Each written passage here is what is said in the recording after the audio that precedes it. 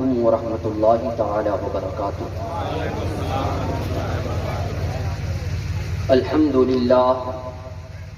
للہ الذی ابدأ الافلاق والارضین والصلاة والسلام على من كان نبيا وآدم بين الماء والطين وعلى آله وأصحابه أجمعين، أما بعد، فأعوذ بالله من الشيطان الرجيم، بسم الله الرحمن الرحيم، ألا إن أولياء الله لا خوف عليهم ولا هم يحزنون، آمنت بالله صدق الله العظيم وبلغنا رسوله النبي الأمين الكريم، ونحن على ذلك لمن الشاهدين والشاكرين والحمد لله رب العالمين۔ ادب و احترام کے ساتھ اپنی اور سارے کائنات کے مرکز عقیدت، نبی رحمت، شفیع امت، جناب احمد مجتبی محمد مصطفیٰ روح فدا صلی اللہ تعالی علیہ وآلہ آلہ وصحبہ وبارک وسلم کی بارگاہ میں درود پاک کا ہدیہ پیش کریں اور پڑھیں بآواز بلند درود پاک۔ اللہم صلی علی سیدنا و مولانا محمد معدن الجود والکرم وآلہ الکرام وابنہ الکریم وبارک وسلم، صلو علیہ صلاۃ و سلاما علیک یا حبیبی یا مولائی یا رسول اللہ، علیک الصلاۃ والسلام الف الف مرہ فی کل لمحہ۔ حضرات محترم، میری خوش قسمتی یہ کہ میں ان علماء اکرام اور خصوصیت کے ساتھ شہنشاہ ترنم جناب محمد شمیم رضا فیضی صاحب قبلہ، جنہیں میں بارہا یوٹیوب وغیرہ کے ذریعے سنتا رہا ہوں، اور یہ میری خوش قسمتی کہ آج انہیں میں لائیو سن رہا تھا۔ الحمدللہ، اللہ سلامت رکھے انہیں۔ یہ علماء اکرام میری پشپرانی کر رہے ہیں۔ تھوڑی دیر میں آپ کے درمیان حاضر ہوں اور اس کے بعد پھر انشاءاللہ آپ حضرات نعت پاک یا منقبت سنیں گے۔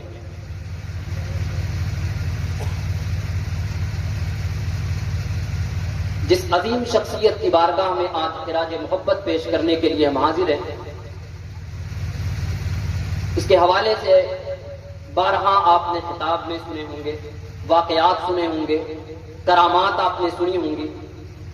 دراصل مزاج یہ تھا کہ گفتگو کچھ دیر میں کروں گا کسی موضوع پر، مگر میرے ایک مشفق استاد قاضی ادارے شریعہ مہاراشٹرا حضرت علامہ مولانا مفتی اشرف رضا صاحب قبلہ دامت برکاتہم العالیہ کے شہزادے، انہوں نے حضرت تیغ علی شاہ رحمۃ اللہ علیہ کے حوالے سے ایک ماہنامے میں کچھ مضامین تھے، انہوں نے مجھے بھیجے۔ جب اس کا مطالعہ میں نے کیا تو مطالعے کے بعد ذہن یہ بنا، پہلے یہ تھا کہ جلسے میں پہنچیں گے، آرام گاہ میں آرام کریں گے، اسٹیج پر جائیں گے، تقریر کریں گے اور واپس آ جائیں گے، مگر اس ماہنامے کے مطالعے کے بعد جو مزاج بنا وہ یہ کہ ایئرپورٹ سے اتر کر پہلے حضرت کی بارگاہ میں حاضری دینی ہے، اس کے بعد جلسے میں حاضر ہونا۔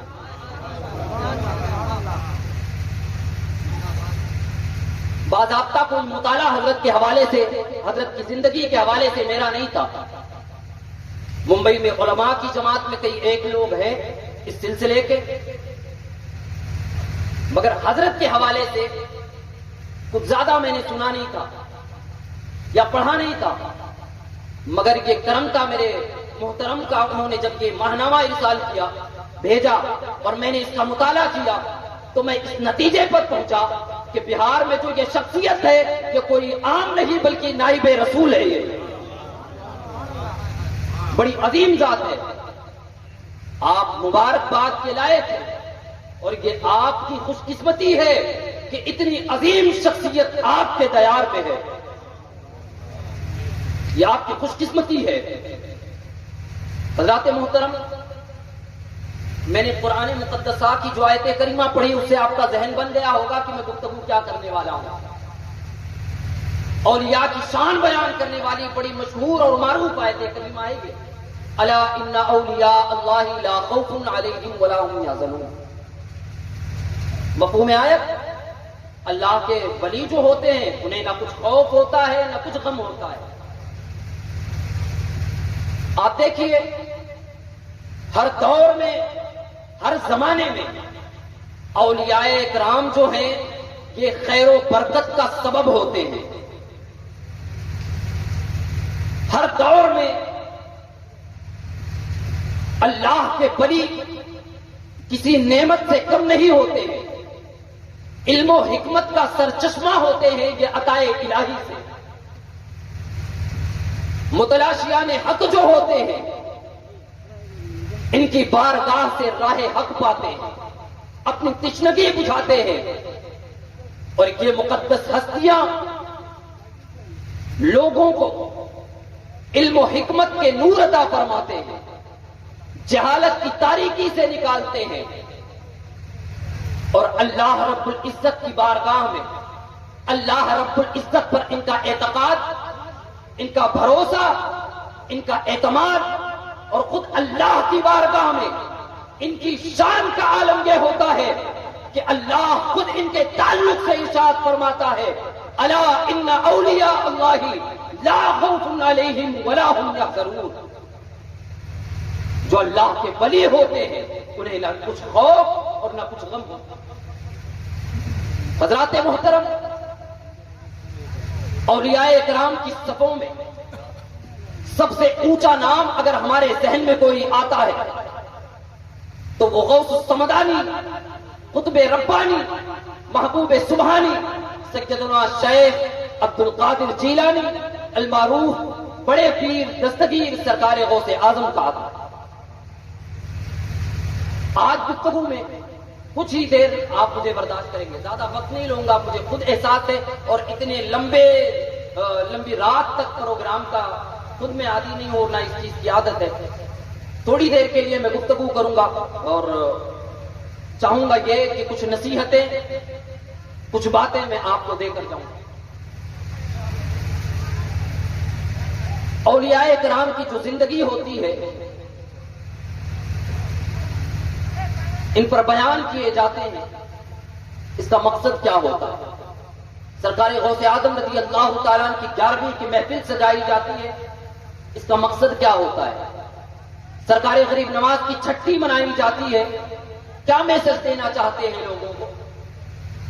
آج حضرت تیغ علی شاہ کا عرس جو منایا جا رہا ہے, ان کی محفل منائی جا رہی ہے, کیا میسج دینا چاہتے ہیں آپ لوگ؟ اہل کمیٹی کیا میسج دے رہے ہیں لوگوں کو؟ کیا مقصد ہے آپ کا؟ ظاہر ہے کہ اولیاء کرام کی زندگی اور ان کے نام کی محفل سجانے کا مقصد, ان کے سوانے بیان کرنے کا مقصد صرف اور صرف یہ ہے کہ لوگ ان کی زندگی کو سنیں, ان کی زندگی کو پڑھیں اور اس سے نصیحتیں حاصل کریں, اس سے نصیحتیں حاصل کریں.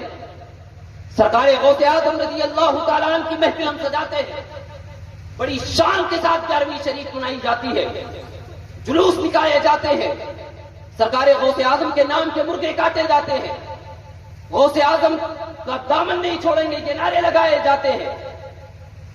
ٹھیک ہے,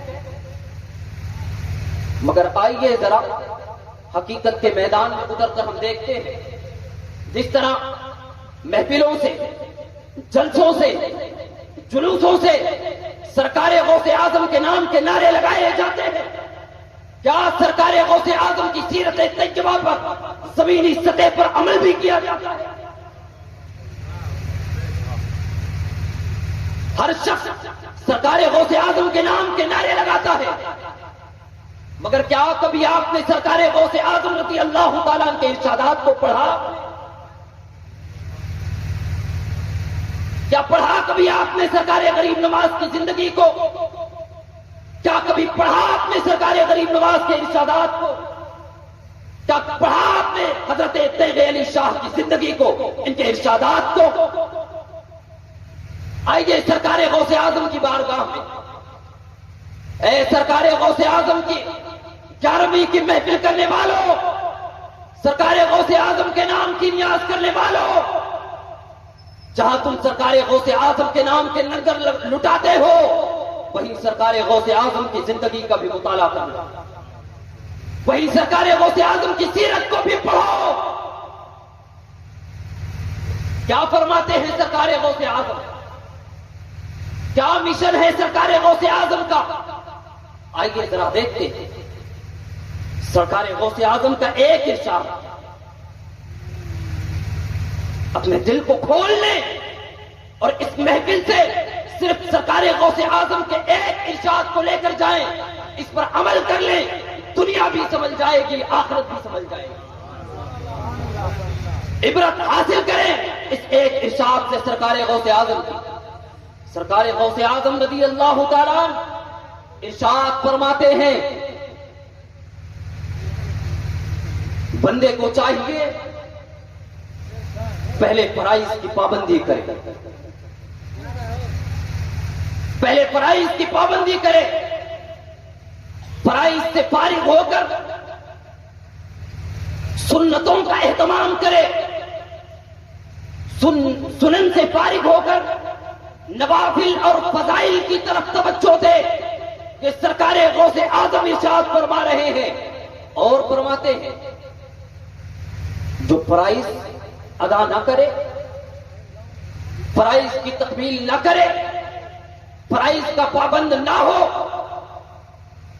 سنن اور نوافل میں گھسا رہے، سنن اور نوافل ادا کرنے میں لگا رہے، فرماتے ہیں پھر یہ ساری چیزیں اس کی عبث ہیں، بیکار ہے، جو فرائض چھوڑ کر نوافل کی طرف جاتے ہیں۔ آج جائزہ لیں ہم اور آپ اپنا، اے سرکار سرکاہی کے عرض کرنے والوں، اس عظیم شخصیت کا پیغام تمہارے لیے کیا تھا، اسے پڑھو پہلے۔ جو علماء بیٹھے ہیں، جو علماء بیٹھے ہیں، سنیں ان سے۔ آج ہماری محفلوں میں ہوتا کیا ہے، ہم محفل میں بیٹھے ضرور ہیں، محفل میں سن ضرور رہے ہیں، مگر ابھی محفل سے جب نکلیں گے، جہاں سے جو علماء نے پیغام دیا، جہاں سے شعراء نے جو عشق رسول کا چام ہمارے دلوں میں اڑیلا، وہ سب کا سب جائے، ہم نکلے یہاں کے وہاں ہو گئے۔ میں کوئی خطیب نہیں ہوں، تقریر مجھے نہیں آتی ہے، بس چند باتیں جو میری اپنی فکری اور اپنے درد کے حوالے سے ہے وہ آپ کے سامنے رکھنا چاہتا ہوں بس۔ میرے پیارے، سرکار غریب نواز یا سرکار غوث اعظم سے لے کر اپنے اس عظیم ہستی تک جس کے عرس کی محفل آپ منعقد کر رہے ہو، پڑھو ان کی زندگی کو، ذرا دیکھو ان کی زندگی کو، سنو ان علماء سے، اپنے اولیاء اکرام اور علماء اکرام کے حوالے سے۔ سب کچھ ہمارے لیے صرف جلسے اور جلوس نہیں ہے،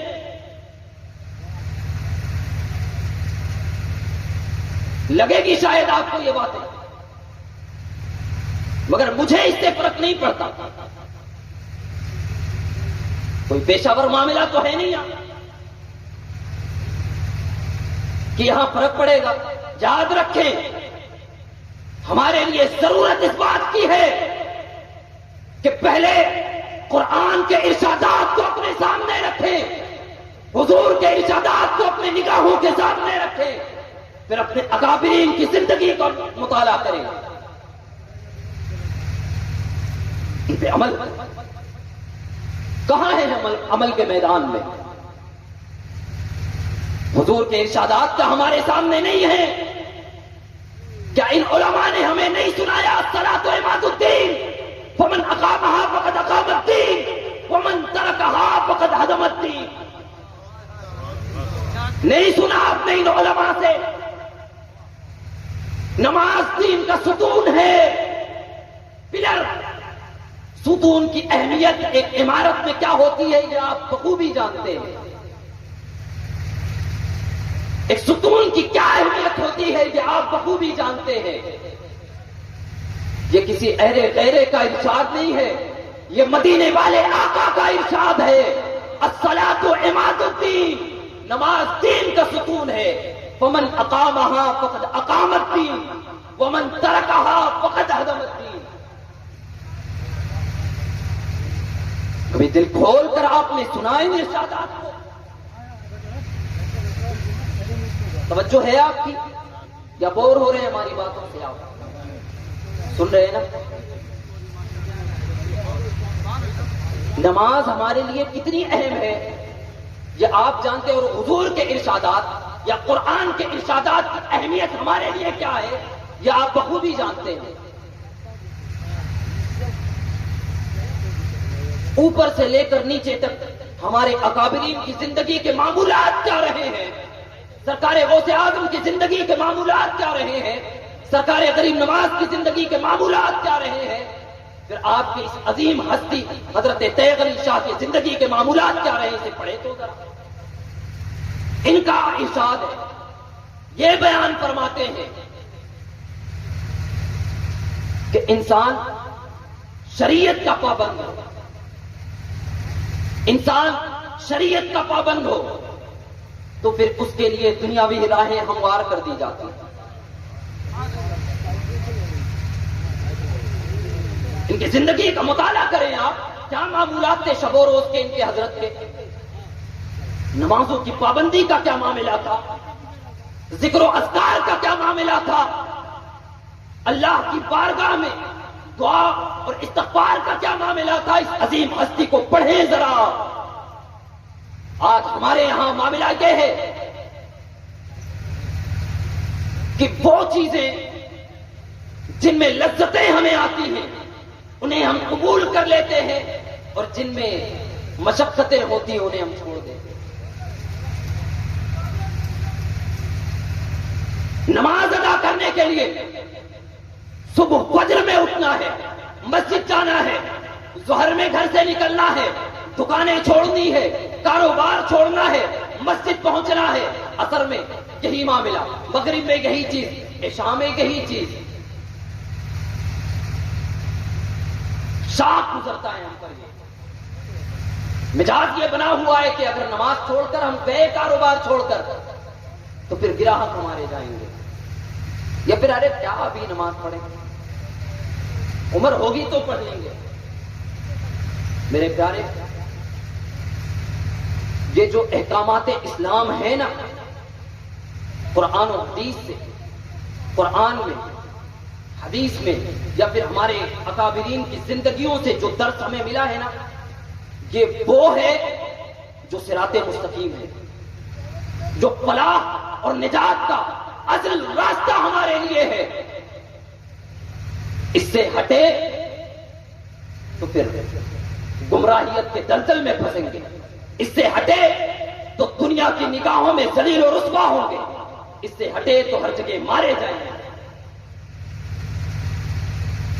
آپ خود بتائیں نا کہ قدرتی طور پر جو چیز پیدا کی جاتی ہے، منشاء الہی جو ہوتی ہے، جو چیز جس فطرت پہ پیدا کی جاتی ہے، جب تک وہ اپنی فطرت پر ہوتی ہے سلامت رہتی ہے، جیسے ہی اپنی فطرت سے وہ ہٹتی ہے ہلاک اور برباد کر دی جاتی ہے، پھر وہ کسی کام کی نہیں رہ جاتی۔ ہمارا مقصد کیا تھا دنیا میں؟ ہم بھیجے کیوں گئے دنیا میں؟ قرآن کی آیت سنا آپ نے، وَمَا خَلَقْتُ الْجِنَّ وَالْإِنسَ إِلَّا لِيَعْبُدُونَ، ہم نے انسان اور جنات کو اپنی عبادت کے لیے پیدا کیا۔ مقصد حیات ہمارا اللہ کی عبادت تھا۔ آج ہم دنیا کے لہو و لعب میں، دنیا کی رنگینیوں میں کھو گئے۔ دنیاوی چیزیں ہمیں لذت دیتی ہیں، مگر علماء کی بارگاہ سے جڑ کر رہنا، ان کی بارگاہ میں آ کر بیٹھنا، ان سے علم دین سیکھنا، ان کی بارگاہ سے اکتساب فیض کرنا، یہ ہم سے نہیں ہوتا۔ میرے پیارے، آج جو حالات ہمارے نگاہوں کے سامنے ہے، آج جو ماحول ہمارے نگاہوں کے سامنے ہے، جس طرح مسلمانوں پر زمینیں تنگ کی جا رہی ہیں، آپ دیکھیں نا ذرا کس طرح یہ حکومتیں کام کر رہی ہیں، کس طرح مسلمانوں پر زمینیں تنگ کی جا رہی ہیں پورے ہندوستان میں۔ آپ دیکھ رہے ہیں ظلم و بربری کے ڈھائے جا رہے ہیں ہم پر، مگر باوجود اس کے کہ نہ ہمارے پاس کوئی منظم طریقہ ہے، نہ ہمارے پاس کوئی ایسی جماعت ہے جو ہمیں متحد کر کے ایک پلیٹ فارم پہ کھڑی کر دے۔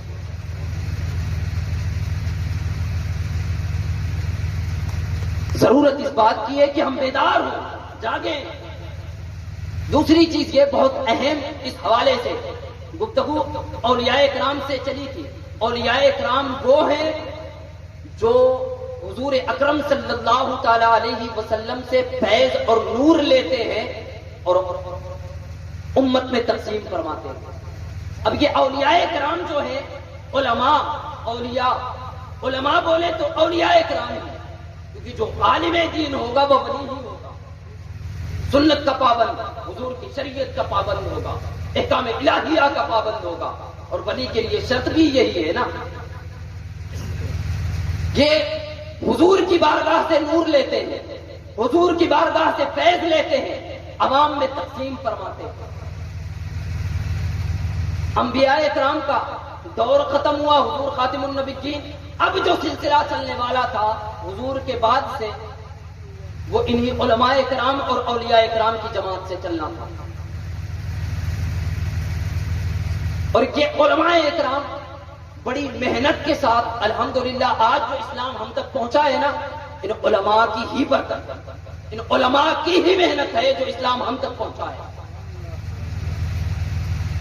اب دور حاضر میں اگر آپ دیکھیں گے، علماء کرام سے بیزاری ایسی عوام کی، علماء سے دوری ایسی، اور پھر یہ بڑا منظم طریقہ رہا ہے غیروں کا ہمارے دلوں سے علماء کی اہمیت کو نکالنے کا، ہے نا۔ اصل لیڈر ہمارے جو ہے نا، یہ سیاسی میدان میں کھیلنے والے لوگ ہمارے لیڈر کبھی نہیں ہو سکتے، یہ ہمارے لیڈر ہے ہی نہیں۔ ہمارے لیڈر تو یہ علماء کرام ہیں، ہماری رہبری کرنے والے تو یہ علماء ہیں۔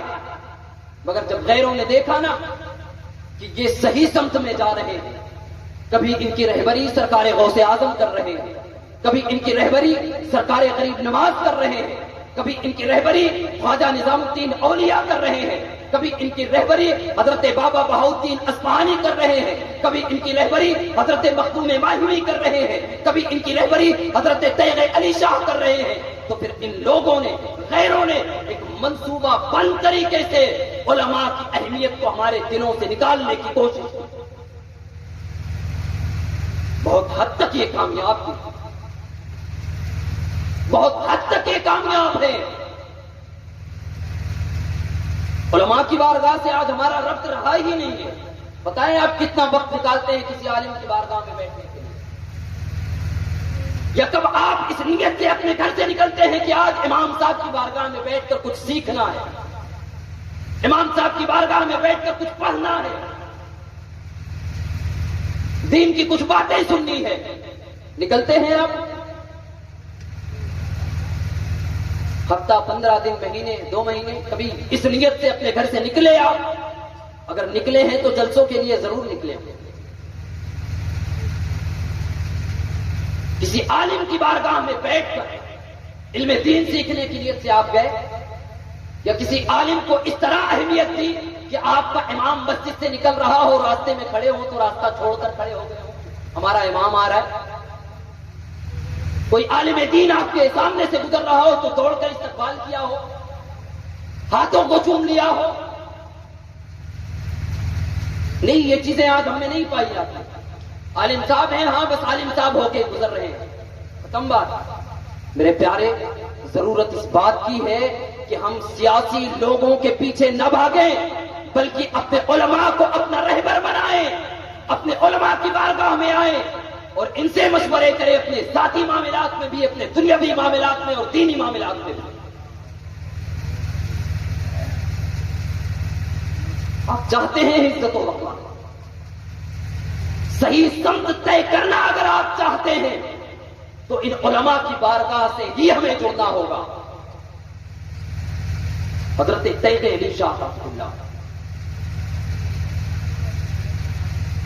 ایک شخصیت، پھر اس کے شاہد آپ بھی ہیں کہ تنہا ایک شخصیت نے کتنوں کو دیوانہ بنا دیا۔ ایک شخصیت ہے۔ آپ کا کیا رشتہ ہے حضرت سے؟ حضرت تیغ علی شاہ رحمۃ اللہ علیہ سے کیا رشتہ ہے آپ؟ محبت کا، وہ رہبر ہیں ہمارے، دین کے محافظ ہیں ہمارے، اور جو اللہ رب العزت کی بارگاہ کا مقبول ہوتا ہے نا تو پھر رب اس کی محبت ہم جیسے لوگوں کو دلوں میں ڈال دے۔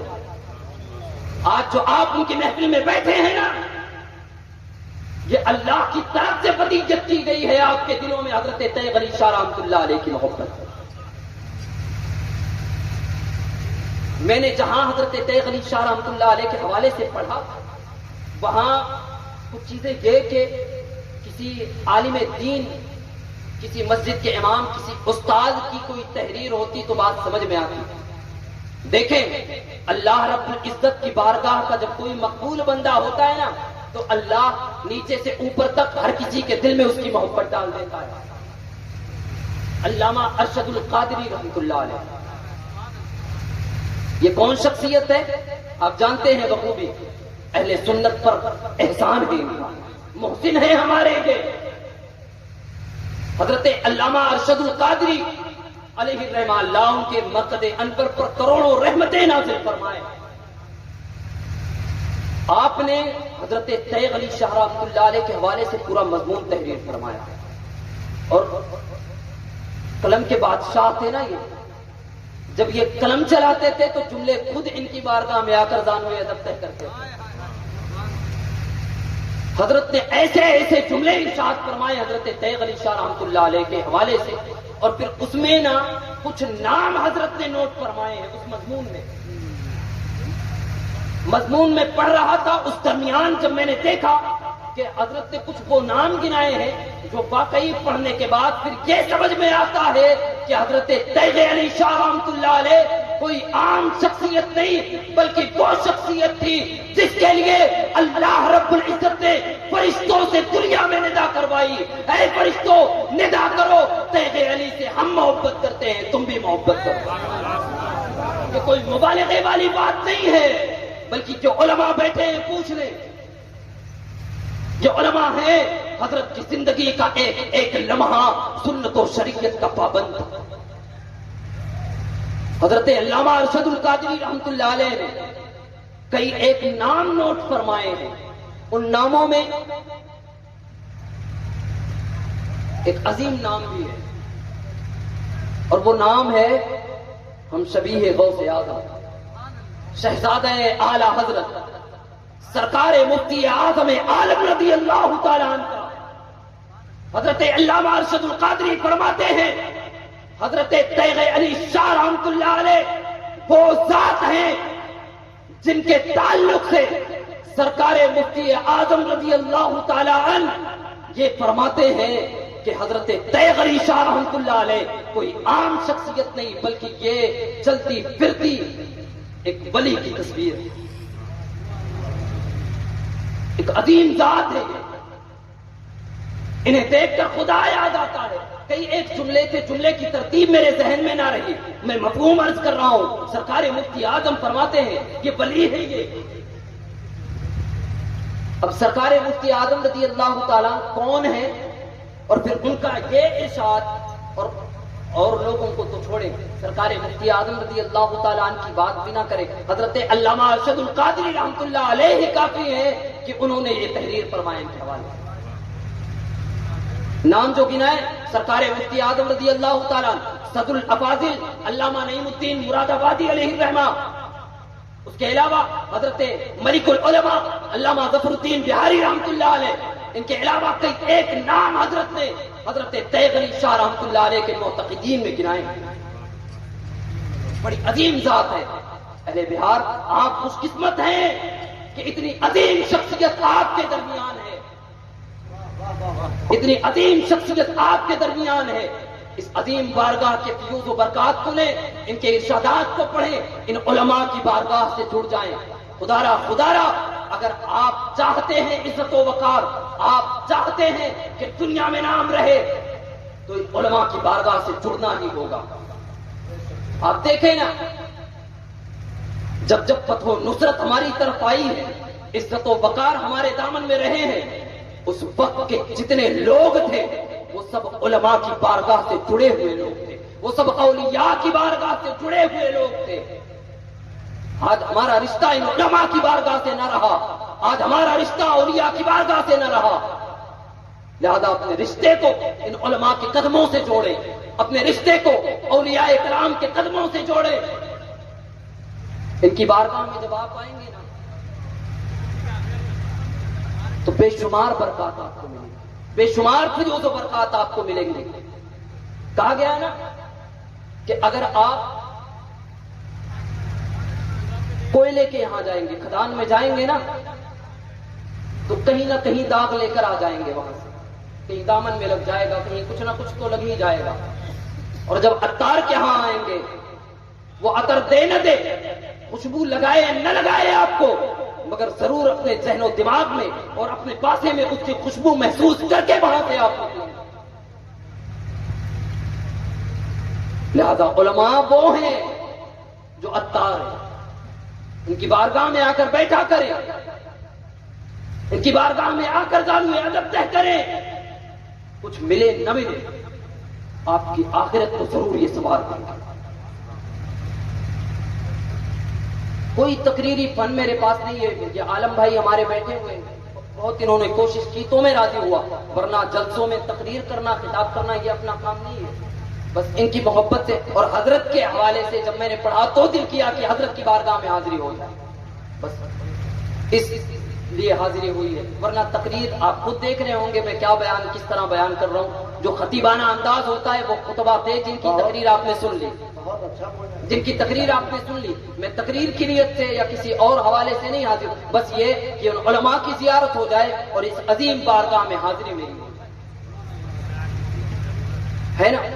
تو بس میرے طرف سے آپ کے لیے جو پیغامات ہیں میں ادب کے ساتھ آپ کی بارگاہ میں یہ عریضہ پیش کر رہا ہوں. میرے پیارے، دور بڑا پرفتن ہے، حالات بڑے نازک ہیں. ضرورت اس بات کی ہے کہ ہم علماء سے جڑے، علم دین سیکھیں، اپنے بچوں کو دین کی تعلیم دیں. حضرت تیغ علی شاہ رحمۃ اللہ علیہ کے اس محفل سے یہ پیغام لے کر آپ جائیں. خود حضرت کا بھی یہی مشن تھا نا، اس لیے حضرت نے دارالعلوم قائم کیا. خود حضرت کا یہ مشن تھا. آپ پڑھیں حضرت کی زندگی کو، حضرت کی خواہش تھی ادارے قائم ہو، تعلیم عام ہو. بڑی کوششیں حضرت نے اس حوالے سے فرمائی. لہذا اگر آپ حضرت کے ماننے والے ہیں تو ضرورت اس بات کی ہے کہ آپ بھی علم دین حاصل کریں، تعلیم حاصل کریں. تعلیم ایک بہت ہی بڑا ہتھیار آپ کے لیے ہے، یہ سمجھ جائیں. اگر تعلیم نہیں ہے تو عزت و وقار کے معاملات بھی ہمارے نہیں ہوں گے. آج پوری دنیا میں دیکھیں سب سے پسماندہ طبقہ، سب سے نچلی سطح پہ کوئی قوم ہے تو وہ ہماری قوم آتی ہے. لہذا اپنے بچوں کو دینی تعلیم دے، علم دین سکھائیں، دنیاوی تعلیم دے. ایک وقت کم کھائیں، آپ ایک وقت کا کھانا کم کھائیں، اپنے بچوں کو تعلیم دیں. پرانے کپڑے پہنے، اپنے بچوں کو تعلیم دیں. کہیں آنا جانا کم کریں، اپنے بچوں کو تعلیم دیں. ضرورت اس بات کی. دیندار معاشرہ بنائیں، اپنے اطراف دینی ماحول پیدا کریں، اپنے گھروں میں دینی ماحول پیدا کریں، اپنے بزرگوں کی زندگیاں پڑھا کریں اور سنا کریں. اس سے برکتیں ملتی ہیں. پڑھیں سرکار حضرت تیغ علی شاہ رحمۃ اللہ علیہ کی زندگی کو، اپنے بچوں کو سنائیں ان کی زندگی کیا معمولات تھے، وظائف کے کیا معاملات تھے، راتوں میں شب بیداری کے کیا معاملات تھے، دن میں کس طرح حضرت نمازوں کا اہتمام فرماتے تھے، عبادات کا اہتمام فرماتے تھے، مریدوں کے درمیان ہوتے تھے تو کس طرح ہوتے تھے. ایک ایک لمحہ اگر آپ غور کریں گے تو صرف اور صرف حضور کی سنت کو عام کرنے میں گزرا، لوگوں کو سدھارنے میں گزرا ہے، لوگوں کی اصلاح کرنے میں گزرا ہے. تو جب ہمارے محسن، ہمارے اکابرین، ہمارے اسلاف کا یہ طریقہ رہا ہے کہ وہ دین کی خدمت کرتے رہے اپنی پوری زندگی، تو کیا ہم پر یہ فرض نہیں بنتا ہے کہ دین کے لیے ہم بھی کوشش کریں؟ ان کے بنسبت ہم کام نہیں کر سکتے، مگر اتنا تو ضرور کر سکتے ہیں کہ اپنے گھروں میں دینی ماحول پیدا کر سکتے ہیں. اتنا ضرور کر سکتے ہیں کہ اپنے بچوں کو دینی تعلیم دے سکتے ہیں، اتنا ضرور کر سکتے ہیں کہ اپنے گھروں کی عورتوں کو نمازوں کا پابند کر سکتے ہیں، اتنا ضرور کر سکتے ہیں اپنے بھائیوں کو نماز کا پابند کر سکتے ہیں، بالکل کر سکتے ہیں۔ ہر شخص اتنا اثر تو ضرور رکھتا ہے کہ کوئی ایک شخص اس کی بات مانتا ہو۔ متفق ہیں آپ اس بات سے؟ ہر شخص یہاں سے لے کر وہاں تک جتنے بیٹھے ہیں آپ حضرات، ہر شخص اتنا ضرور اثر رکھتا ہے کہ کوئی ایک شخص اس کی بات مان لے، اس ایک شخص کو آپ تعلیم دیں، اس ایک شخص کو نماز کی دعوت دیں، اس ایک شخص کو سنت رسول کی دعوت دیں۔ اگر اس ایک شخص نے بھی عمل کر لیا، رب کی بارگاہ میں مقبول رہا ہو، تو آپ کے لیے بھی وہ ثواب کا ذریعہ بن جائے گا، آپ کے لیے بھی وہ بخشش کا ذریعہ بن جائے گا۔ اللہ رب العزت ہمیں عمل کی توفیق عطا فرمائے۔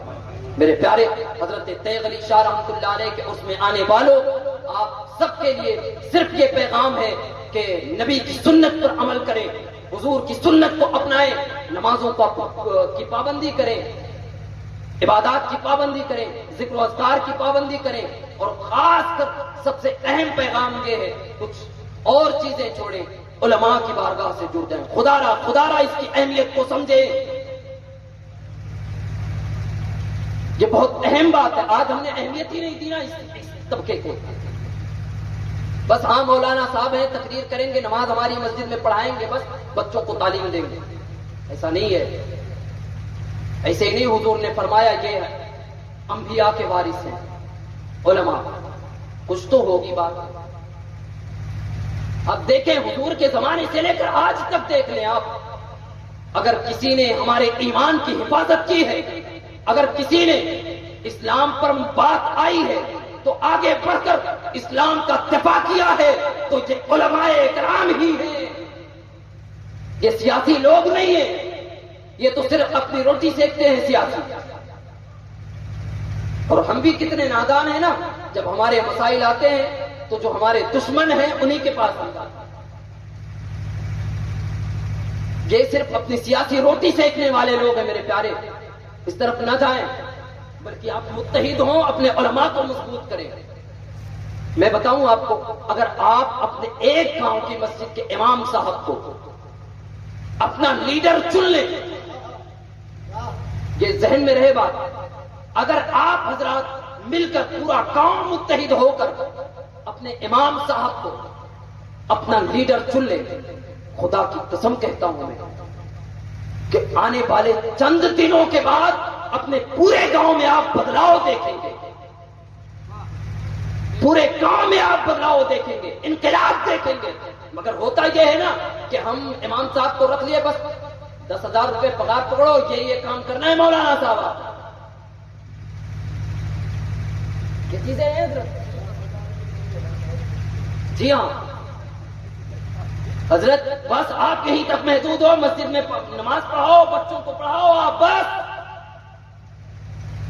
خدا را جاگیں، بیدار ہو اور یہ ذہن بنائیں۔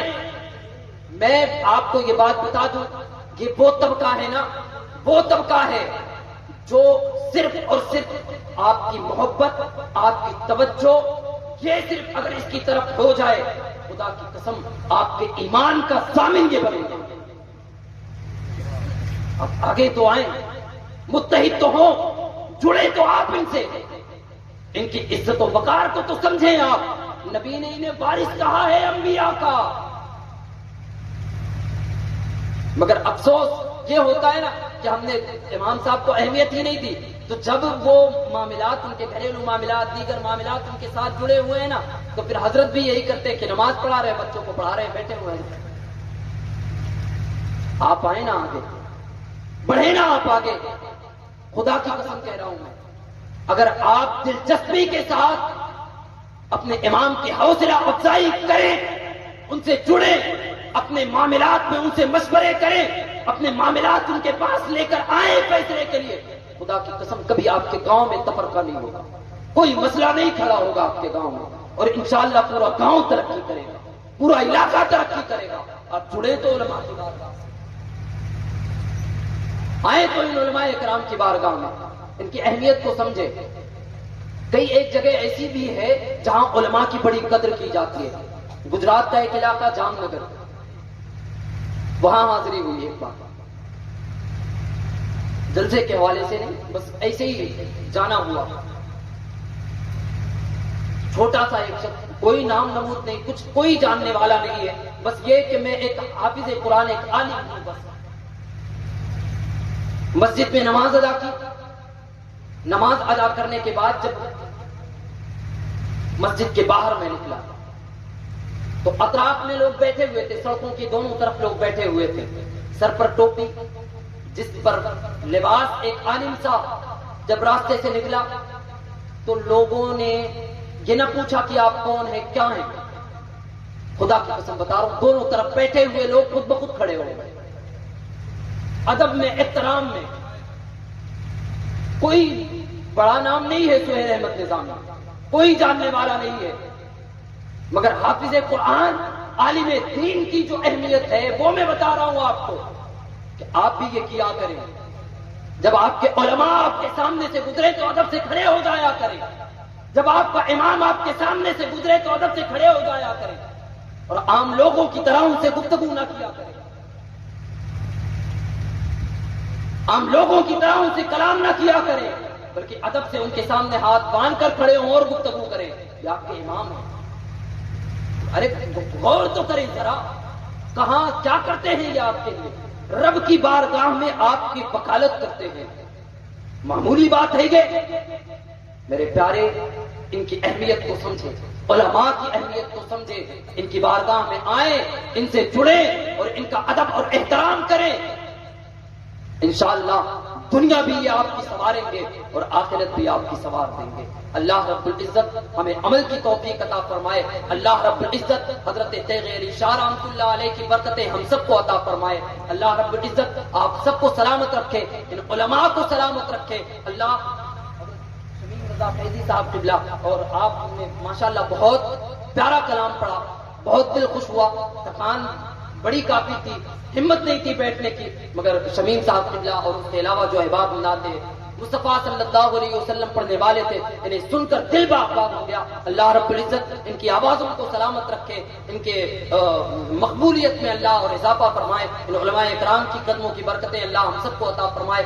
آپ سب کے لیے صرف یہی پیغام، علماء کی بارگاہ سے جڑ جائیں، اپنے بچوں کو دین کی تعلیم دیں، دین سے جڑے رہیں.